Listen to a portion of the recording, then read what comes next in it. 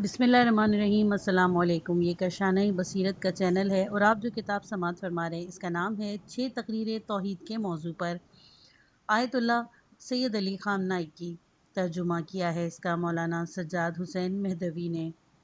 آئیے سنتے ہیں اس کا پارٹ نمبر 11، صفحہ نمبر 135۔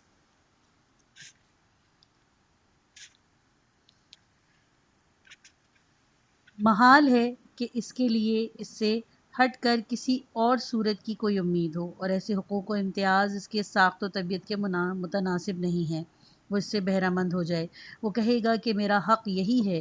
جس کسی کی تقدیر کی چادر سیاہ دھاگے سے بنی گئی ہو، پھر اس کا کیا؟ کچھ نہیں ہو سکتا۔ ہم ابتدا ہی سے سیاہ بخت پیدا ہوئے ہیں، ہمیں ابتدا ہی سے کمتر بنایا گیا ہے، اب کچھ نہیں ہو سکتا۔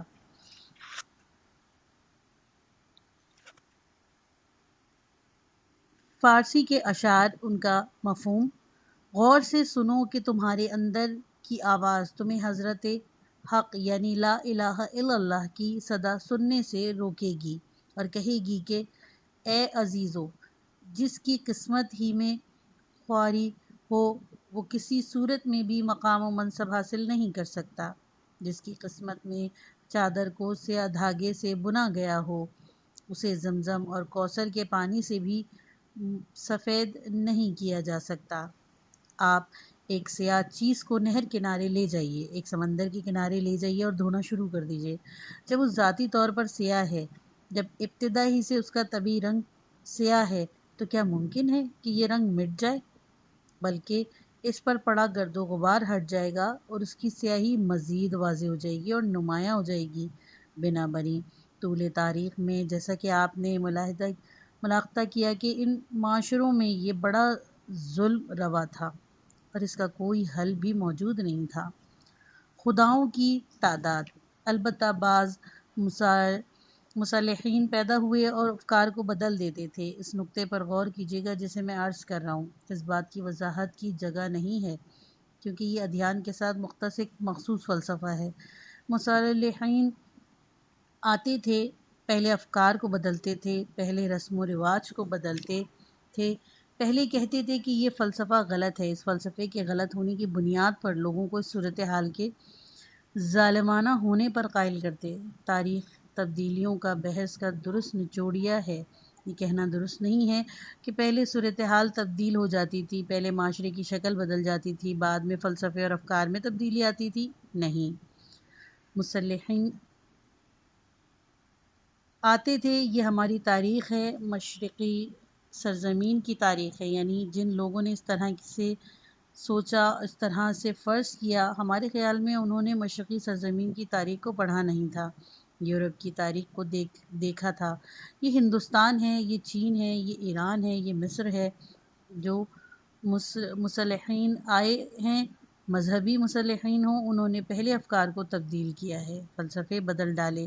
پھر جب افکار بدل گئے، نظریات بدل گئے، تو ماحول اس بات کے لیے تیار ہو گیا کہ معاشرے کی حالت، معاشرے کے غلط نظام کو بھی بدل دیا جائے۔ جی ہاں، طول تاریخ میں ایسا ہی تھا۔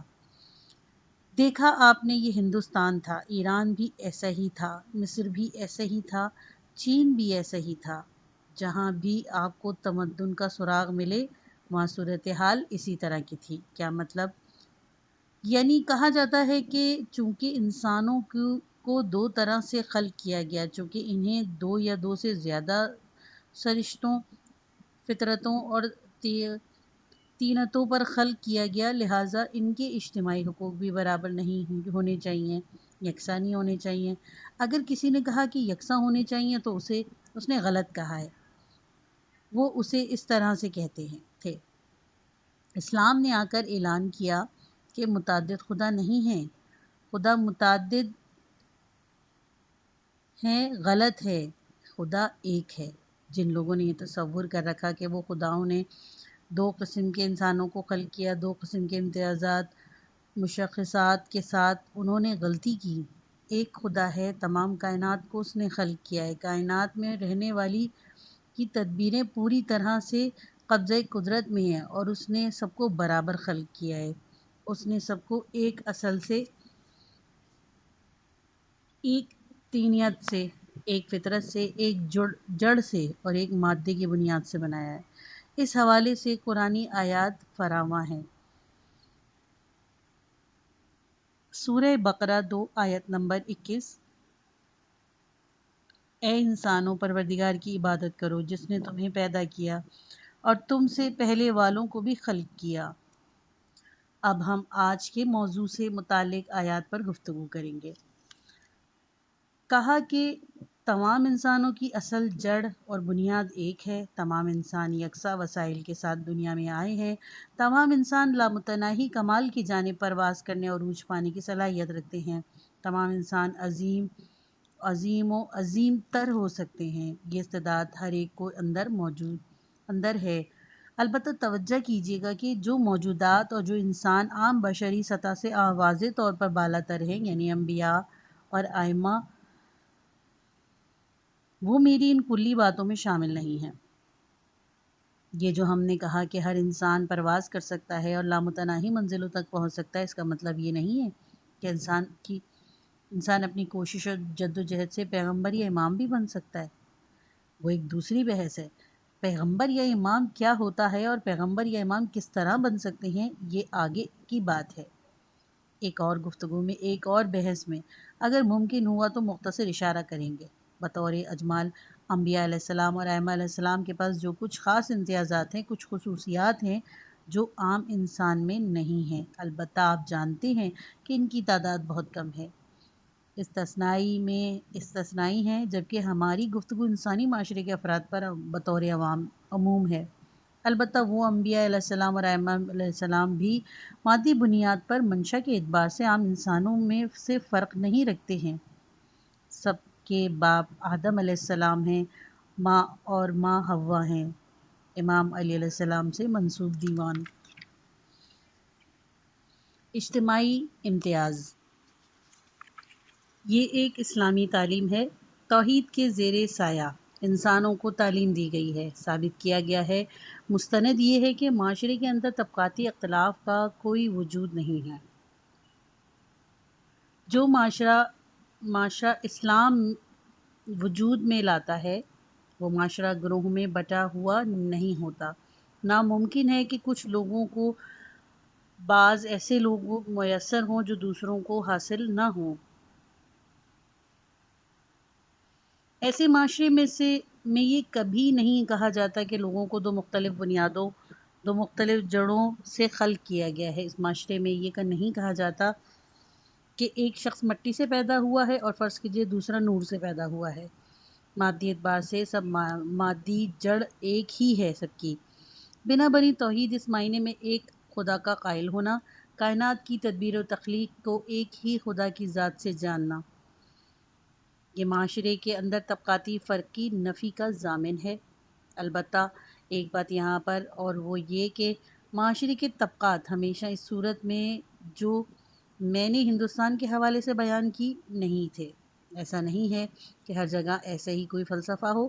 ممکن ہے بعض معاشروں میں بعض اقوام و معلل کے اندر فلسفہ اور نظریات کے حوالے سے دعوے کی حد تک کہا جا سکتا ہے کہ سب لوگ ایک ہی سطح کے ہیں، لیکن عملی طور پر طبقاتی فرق پایا جائے، جیسا کہ آج کی دنیا میں موجود ہے۔ آج آپ اپنی دنیا پر نظر ڈالیں، خصوصاً سرمایہ داری نظام میں، خصوصاً ان ممالک میں جو سرمایہ داری کے لحاظ سے زیادہ عروج پر ہے، طبقاتی فرق بہت زیادہ نمایاں نظر آتا ہے۔ البتہ وہاں ہرگز یہ نہیں کہا جاتا کہ مزدور اور مالک کی تخلیق دو مختلف بنیادوں اور مختلف جڑوں سے پیدا کیے گئے۔ نہیں، وہ یہ نہیں کہتے کہ فلاں عظیم کمپنیاں، فلاں کارٹل کا مالک، فلاں مدن کا مزدور الگ الگ جڑوں اور بنیادوں سے خلق کیے گئے ہیں۔ نہیں، لیکن جو کام ان دو کے درمیان عمل پذیر ہوتا ہے، جو قوانین ان دو قسموں کے لوگوں کے لیے بنتے ہیں، معاشرے کے اندر ان دو قسم کے افراد کے درمیان جو سلوک روا رکھا جاتا ہے، اس میں اور اس سلوک میں کوئی خاص فرق نہیں ہے جو ان لوگوں کے درمیان پایا جاتا ہے، جن کا عقیدہ تھا کہ یہ جدا گانہ جڑوں اور بنیادوں سے خلق ہوئے ہیں۔ کچھ لوگوں کے لیے لامتناہی وسائل و امکانات، جبکہ دوسرے بڑے گروہ کے لیے وسائل صفر۔ کچھ لوگ دنیا بھر کی دولت کو اپنا حق میں چھین لیتے ہیں، جبکہ دوسرے لوگوں کو اپنا ہاتھ کی محنت کی مزدوری بھی تنہا کھانے کی اجازت نہیں ہوتی۔ اس پر بھی طبقاتی اختلاف صادق آتا ہے اور آج یہ دنیا کے اندر موجود ہے، بلکہ میں تو یہ کہتا ہوں کہ طبقاتی اختلاف ان دونوں کے طبقاتی اختلاف سے زیادہ ذلت آمیز اور زیادہ موذی اور مہلک ہے۔ وہ صاف کہتے تھے ہاں ہم ایک دوسرے سے مختلف ہیں، یہ کہتے ہیں کہ ہم آپس میں بھائی بھائی ہیں، سب ایک سطح پر ہیں، ہم تو آپ کے حقوق کے حامی ہیں، لیکن عملی طور پر دیکھیے ایسا نہیں ہے۔ عملی طور پر وہی بیجا امتیازات پائے جاتے ہیں۔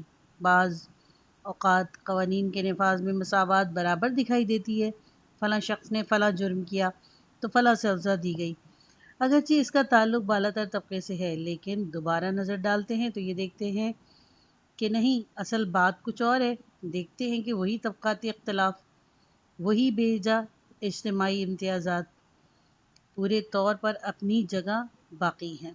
در حقیقت وسائل سے استفادے کا حق صرف کچھ لوگوں کو حاصل ہے اور ایک بڑی اکثریت محروم ہے، اور سب سے پہلی چیز جس سے وہ محروم ہے ایک صحیح درک و فہم اور مکمل رشدی فکری۔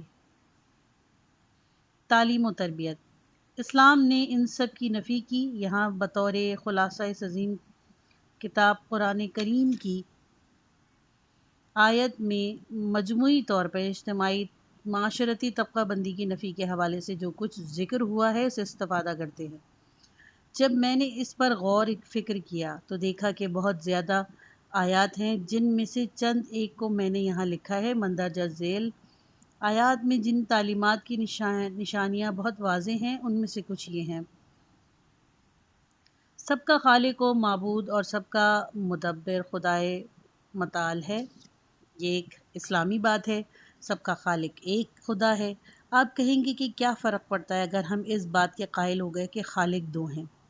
یہ نہیں کہ اگر ہم قائل ہو گئے ہیں، میں دینی طالب علموں والی بحث کرنا نہیں چاہتا، فرضی ہے۔ وہ اجتماع اور دو خداؤں کا فلسفہ، دو خدا ہونا، ان سب کا پہلے اثر جو ہوتا تھا وہ یہ ہے کہ اجتماع کے اندر دو گروہ بن جاتے ہیں۔ جب ہم ایک خدا کے ماننے والے ہیں، اس کا مطلب یہ ہے کہ معاشرے کے تمام لوگ ایک ہی صف میں ہیں، ایک گروہ ہیں، ایک طبقہ ہیں، ایک دوسرے کے بھائی اور ایک دوسرے کے ساتھی ہیں۔ اس جملے کا جو لازمہ ہے، مجھے اس سے مطلب ہے کہ مجھ سے منسوخ شدہ فلسفے کے لوازمات سے کوئی مطلب نہیں۔ میں چاہتا ہوں کہ آپ توجہ فرمائیں کہ جب ہم معتقد ہیں تو خدا ایک ہے، تو اس کا مطلب ہے کہ خدا ایک ہے اور دو نہیں ہیں، یعنی بندگان خدا سب کے لیے سب کے ایک طبقے ہیں، دو طبقوں میں نہیں ہیں۔ خدا ایک ہے اور دو نہیں ہیں کا ایک مطلب یہ بھی ہے، کیوں؟ اس لیے کہ ان کا خدا ایک ہے اور ان کا خالق ایک ہے۔ کیا خدا کو ان میں سے ایک گروہ کے ساتھ زیادہ محبت تھی جب ان کو خلق کیا؟ سورہ مائدہ 5 آیت نمبر 18۔ وقالت الیہود النصاری نحن ابناء اللہ و احباؤہ۔ یہودیوں نے کہا ہم خدا کے بیٹے اور اس کے دوست ہیں۔ خدائے متعال نے ایک دوسرے کے مقام پر ان کے ایک اور جرم کو سامنے لاتا ہے، جواب بھی دیتا ہے اور مذمت بھی کرتا ہے۔ قل فلم تقتلون الانبیاء، ریفرنس نمبر 1 سورہ بقرہ 2 آیت نمبر 91۔ اگر تم لوگ اتنے ہی خدا کے دوست ہو،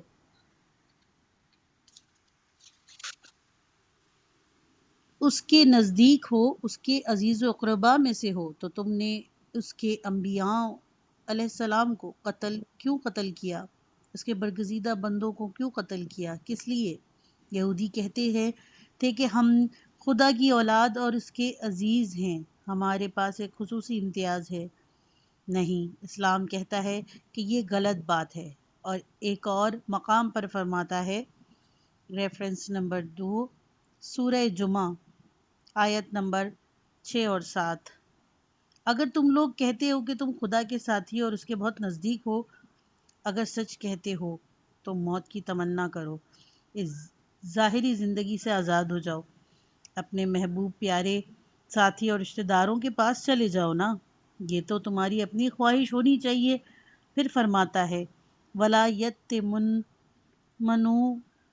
ولا یتمنہ ابدا، محال ہے کہ یہ لوگ موت کی تمنا کریں۔ یہودی اور موت کی تمنا، پس سب کا خالق و معبود اور سب کے امور کا مدبر خدا ہے۔ یہ ایک بہت اہم مسئلہ ہے کہ اگر خالق و معبود ایک ہو تو ناگزیر طور پر تمام انسان ایک ہی طبقے اور ایک ہی صف میں ہو جائیں گے۔ تمام لوگ مادی طور پر ایک ہی جڑ اور اصل سے خلق کیے جائیں گے۔ اس مادی لفظ پر ہم زور دے رہے ہیں، خاص توجہ دے رہے ہیں۔ مادی اعتبار سے جسمانی ساخت کے حوالے سے تمام انسان ایک جڑ، ایک ہی اصل سے خلق ہوئے ہیں۔ تخلیق کے اعتبار سے کسی بھی شخص کو کوئی ایسا امتیاز حاصل نہیں جو اس کے لیے زائد حقوق کا منشا ثابت ہو۔ اس بات پر بھی غور کیجیے، یہ نہیں کہ اس سے کوئی امتیاز ہی حاصل ہی نہیں ہے۔ کیوں نہیں ہے؟ ممکن ہے کہ بعض لوگوں کو بعض حالات کے تحت خاص صلاحیتیں مل جاتی ہیں تو یہ ایک امتیاز ہو گیا۔ ممکن ہے کہ کوئی شخص عوامل خلقت کے اعتبار سے کچھ اس طرح سے وجود میں آئے کہ نابغہ روزگار ہو۔ ممکن ہے کہ کوئی شخص ایسے ماں باپ سے پیدا ہو جو باصلاحیت ہو، کسی کی صلاحیت کم ہے، کسی میں طاقت زیادہ ہے، کوئی زیادہ کمزور اور لاغر ہے، تو کوئی زیادہ خوبصورت ہے، کوئی بدصورت ہے۔ تو یہ اختلافات ہیں، لیکن یہ اختلافات حقوق میں اختلاف کا موجب نہیں ہیں۔ ایسا نہیں ہے کہ جس کے بدن میں طاقت زیادہ ہے وہ معاشرے میں زیادہ حقوق رکھتا ہوگا۔ ہرگز نہیں، ہرگز ایسا نہیں ہے کہ جو شخص کسی مالدار اور اصل و رسوخ والے شخص کے گھر میں پیدا ہوا ہو زیادہ امکانات کا مالک ہوگا۔ ہرگز نہیں۔ اسلام اگر اسکول کھولے گا تو تمام بچوں کے لیے کھولے گا، اگر تعلیم و تربیت دے گا تو تمام بچوں کو دے گا، اگر انسان کو کام کاج اور زندگی میں محنت و جدوجہد کا امکان دے گا تو سب کو دے گا، اگر کام دے گا تو سب کو دے گا۔ اسلامی معیار، اسلامی معاشرے کے اندر اسلامی حکومت کے ساتھ اسلامی قوانین کے زیر سایہ ایسا نہیں ہے کہ کسی کو تعلیم حاصل کرنے کے لیے، کام کرنے کے لیے، کچھ سمجھنے کے لیے، پیسہ کمانے کے لیے، کام لینے کے لیے، روزگار حاصل کرنے کے لیے، حتیٰ کہ سب سے بڑے عہدے پر پہنچنے کے لیے کسی سفارش کی ضرورت ہو۔ اسلامی معاشرے میں ایسا ہوتا ہے کہ ایک وسیع و عریض میدان ہے جس میں لاکھوں انسان کے سامنے لاکھوں رستے ہیں، جائیں سب استفادہ حاصل کریں۔ اس میدان میں سب لوگ اپنی معنوی اور مادی اہداف و مقاصد کی طرف دوڑیں گے، کوئی حرج نہیں ہے، ہر ایک کے لیے رستہ کھلا ہوا ہے۔ غیر توحیدی نظاموں کے برخلاف، جاہلی نظاموں کے برخلاف جو بعض لوگوں کے لیے تو رستہ صاف کر دیتے ہیں اور کچھ دوسرے لوگوں کے لیے رستے میں رکاوٹیں اور روڑے اٹکا دیتے ہیں۔ شیخ سعدی کے بقول سنگ کو باندھ دیتے ہیں اور سگ کو کھلا چھوڑ دیتے ہیں۔ اسلامی معاشرے میں ایسا نہیں ہے۔ اسلامی معاشرے میں ہر شخص اعلیٰ ترین مقام تک پہنچ سکتا ہے۔ آپ دیکھ لیجئے بلال حبشی رضی اللہ عنہ مؤذن کے مقام تک پہنچ گئے۔ اسلام میں مؤذن کا مقام بہت عظیم اور عالی شان ہے، بڑا مقام ہے، ہر کوئی مؤذن نہیں ہوتا۔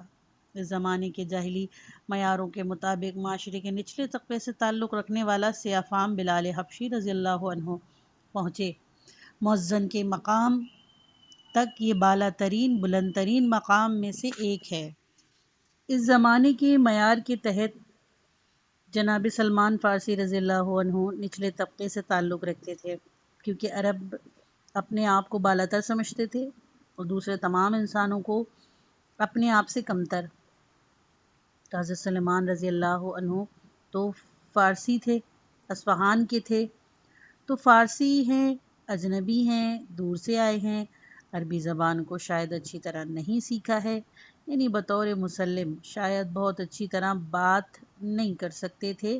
وہ پہنچ جاتے ہیں ایک بڑے علاقے کی حکومت اور ولایت تک اس طرح کی مثالیں فراواں ہیں۔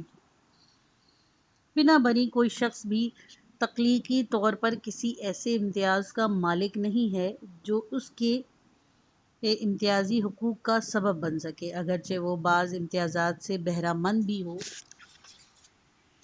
تمام امتیازات تمام لوگوں کے پاس اور خود انسان کی اپنی مسلسل کوشش اور جدوجہد سے وابستہ ہیں۔ ہر چیز، ہر مقام، عرض کر دیا کہ سوائے ان خاص مقامات کے جو انسان کی ہدایت و رہبری کے لیے الہی انداز سے مقرر اور مہیا کیے جائیں، ان میں کافی فی الوقت ذکر نہیں کر رہا ہوں۔ پوری دنیا اس کے لیے ہے، یعنی خدا کے لیے، اور تمام انسان اس کے در کے گدا ہیں۔ سب کو اسی سے مانگنا ہوگا، سب کو اسی سے لینا ہوگا، سب کو اپنا ہاتھ اسی کی طرف بڑھانا ہوگا، اور سب یہاں پر برابر ہیں۔ امام سجاد علیہ السلام، جو کہ فرزند رسول صلی اللہ علیہ وآلہ وسلم، فرزند علی علیہ السلام، فرزند فاطمۃ الزہرا سلام اللہ علیہ، اور فرزند حسین بن علی علیہ السلام ہیں، ان کو بھی رونا ہوگا، گریہ ازاری کرنا ہوگا، اشک بہانا ہوں گے، اور انہوں نے یہ سب کیا۔ اور ایک ایسے آدمی کو بھی یہ کام کرنا ہوگا جو اس پاک و پاکیزہ خاندان سے تعلق نہ رکھتا ہو۔ دنیا کے کام کاج کے لیے امام باقر علیہ السلام، امام صادق علیہ السلام بھی جاتے ہیں اور کدال چلاتے ہیں۔ ایک عام آدمی بھی کدال چلاتا ہے۔ امام صادق علیہ السلام کی مثال نہ دوں، امیر المومنین علیہ السلام بھی کام کرتے تھے۔ اقتدار کے دنوں میں، خلافت کے دور میں، پیغمبر اکرم صلی اللہ علیہ وسلم کے دور میں، زیادہ تر جنگوں میں، تمام جنگوں میں لشکر پیغمبر صلی اللہ علیہ وآلہ وسلم کے ایک بڑے کمانڈر امیر المومنین علیہ السلام جاتے ہیں، کدال چلاتے ہیں، باغبانی کرتے ہیں، آبیاری کرتے ہیں، اسی قسم کے کام۔ دیکھیے، اگر پیسہ چاہتے ہو تو کام کرنا ہوگا، علم چاہتے ہو تو درس پڑھنا ہوگا، سیاسی مقام حاصل کرنا چاہتے ہو تو اس سے مربوط کوششیں کرنا ہوں گی، اور کوشش کا رستہ سب کے سامنے کھلا ہوا ہے۔ سب لوگ، جس نے بھی کوشش کی وہ پہنچ گیا۔ اسلام کی منطق یہ ہے کہ اس منطق کو پورے قرآن میں مختلف آیات کے اندر بطور فراواں واضح طور پر دیکھا جا سکتا ہے۔ یہاں پر بھی ہم آپ کو قرآن کی طرف رجوع کرنے کی دعوت دیں گے۔ جائیے، قرآن کھولیے، تدبر کے ساتھ قرآن کھولیے، دیکھیے، تاکہ اس آیت میں شامل نہ ہو جائیں کہ افلا یتدبرون القرآن ام علی قلوب اقفالها۔ ریفرنس نمبر 1، سورہ محمد، آیت نمبر 24۔ تو کیا یہ لوگ قرآن میں ذرا بھی غور نہیں کرتے، یا ان کے دلوں پر قفل پڑے ہوئے ہیں؟ ہم دلوں پر قفل والے نہ ہوں، قرآن میں تدبر کریں۔ ملوکیت و اقتدار، اس سے پہلے کے حصے کی آیت پر توجہ کیجیے، جو کہ سورہ مومنون کی آیت نمبر 84 سے 91 تک ہیں۔ قُل لِّمَنِ الْأَرْضُ وَمَن فِيهَا إِن كُنتُمْ تعلمون۔ اے پیغمبر، ان سے پوچھئے زمین اور جو کچھ اس میں ہے وہ کس کی ملکیت ہے، اگر تم جانتے ہو۔ مشرکوں سے کہہ دو، ان مشرکوں سے جو اپنے خداؤں کے اثر و رسوخ کے علاقے کو تقسیم اور معین کرتے ہیں، کہہ دو زمین اور جو کچھ اس میں ہے وہ کس کی ملکیت ہے۔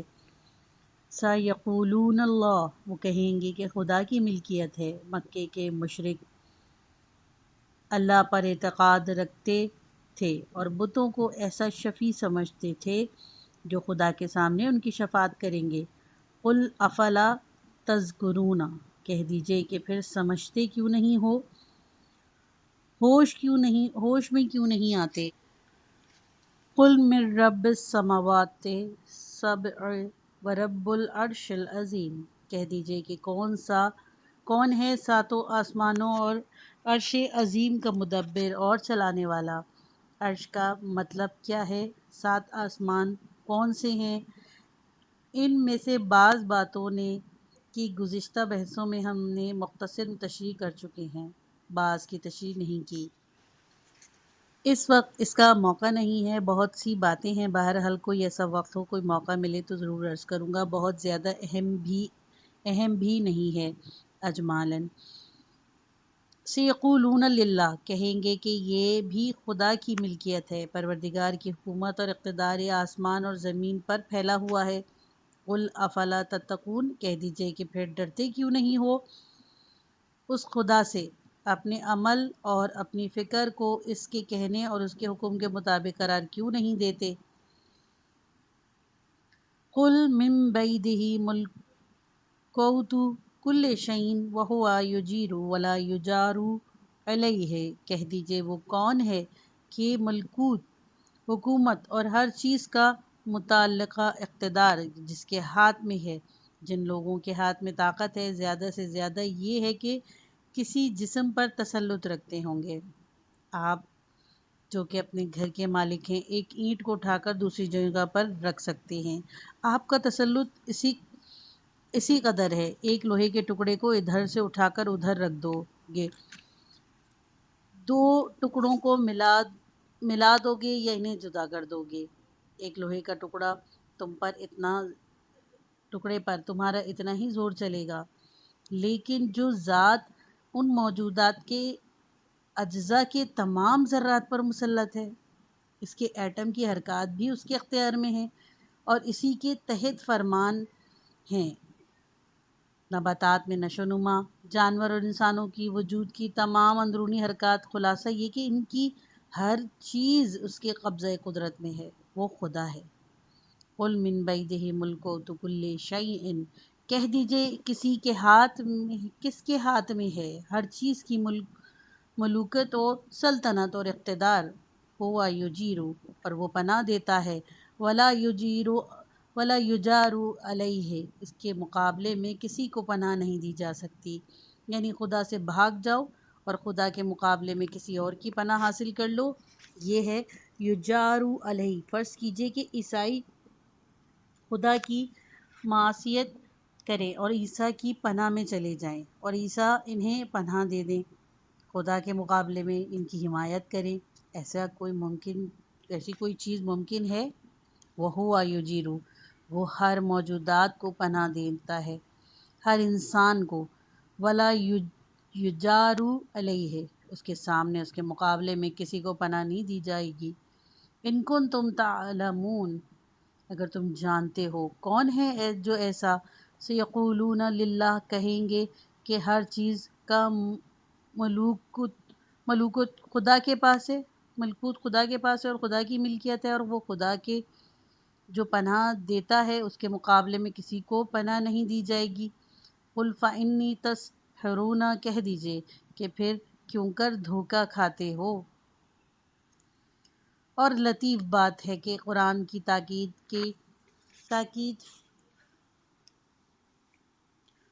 افر و ریب خوردگی پر گفتگو کرتا ہے۔ دھوکہ کھانا، غافل رہنا، ہمیشہ چاہتا ہے کہ لوگ غافل نہ رہیں، دھوکہ نہ کھائیں، اپنی آنکھوں کو کھولیں۔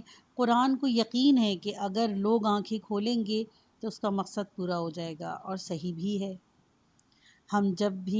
ہم بھی آج یہی کہنا چاہتے ہیں، ہم بھی یہی کہتے ہیں کہ اگر آج لوگ اپنی آنکھوں کو کھولیں گے تو ہمارا یہ قرآن عالمی حکومت پیدا کر لے گا۔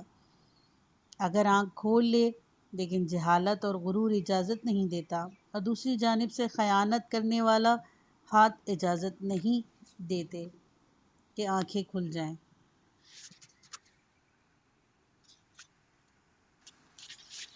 تخلیق میں وحدت، بل آتیناہم بالحق، بلکہ ہم نے حقیقت کو ان کے اختیار میں رکھا ہے، وانہم لکاذبون، اور بے شک وہ جھوٹے ہیں۔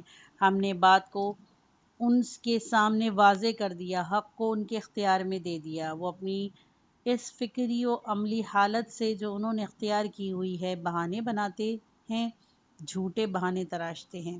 ما اتخذ اللہ من ولد، خدا نے کوئی بیٹا نہیں لیا ہے، وما کانوا معہ من الہ، کوئی معبود اس کے پہلو میں اور اس کے ساتھ موجود نہیں ہے۔